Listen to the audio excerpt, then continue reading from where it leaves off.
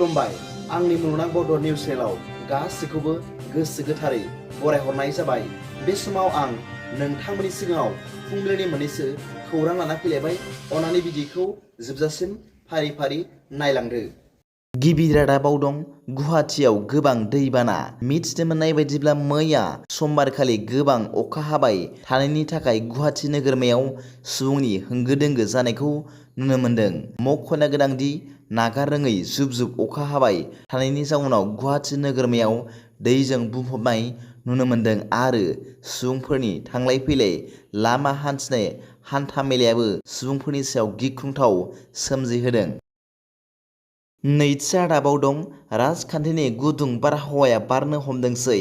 मैया UPPL राजखान्थि हान्जायाव जयेन जानायखौ बयबो नुनो मोन्दों।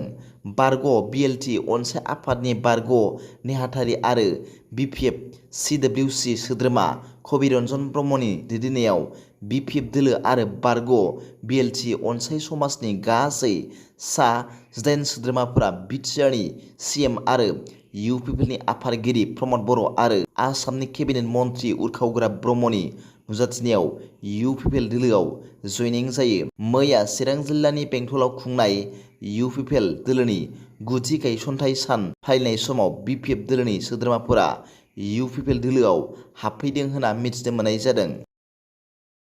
थामथि रादाबाव दं हल्थुगाव प्राइमारि BPFनि साबा सोद्रोमाफोरखौ फिन दोलोनिफ्राय एरख'दों। दोलोनि संबिजिर बेरेखा खामानि मावनायनि थाखाय दोलोनि 4 सोद्रोमाफोरखौ BPFनिफ्राय होखारबाय। क'क्राझार जिल्लानि देबोरगाव ब्लकनि सिङाव थानाय हल्थुगाव प्राइमारि BPFनि गाहाय नेहाथारि दोमै बसुमतारिजों लोगोसे साबा सोद्रोमाफोरखौ दोलोनिफ्राय एरख'यो।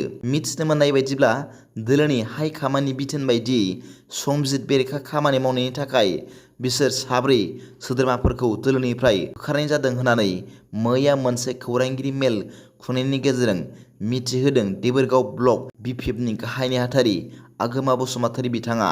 मिथिनो मोननाय बायदिब्ला दोलोनिफ्राय होखारजानाय साबा सोद्रोमाफोरनि गेजेराव दं फारियै हल्थुगाव प्राइमारि BPFनि गाहाय नेहाथारि दोमै बसुमतारी, हल्थुगाव बिसटिसिनि बारग' चेयारमेन मिन्थुराज बसुमतारी, हल्थुगाव प्राइमारि लाइमोन BPFनि आफादगिरि प्रदीप बसुमतारी, हल्थुगाव प्राइमारिनि सोद्रोमाफोर केशव नार्जारी, हास्थायसुला बसुमतारी होनना मिथिनो मोननाय जादों। बे समाव देबोरगाव ब्लक BPFनि गाहाय नेहाथारि आगोमा बसुमतारीया मा जाहोननि थाखाय बिसोरखौ दोलोनिफ्राय होखारनाय जादों फै जों मिथिना लानि। हल्थुगाव प्राइमारिनि जोंनि BPFनि माखासे कर्मिफ्रा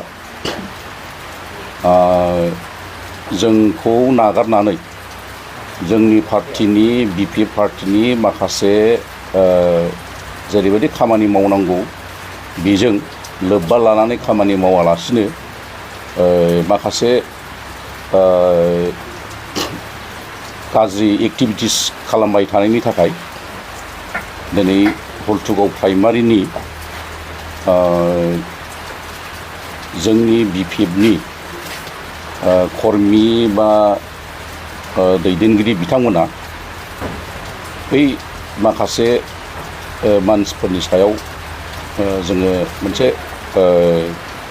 जोंनि पार्टिनि गाज्रि एलिगेसन लाबोनायनि थाखाय बिसोरनि सायाव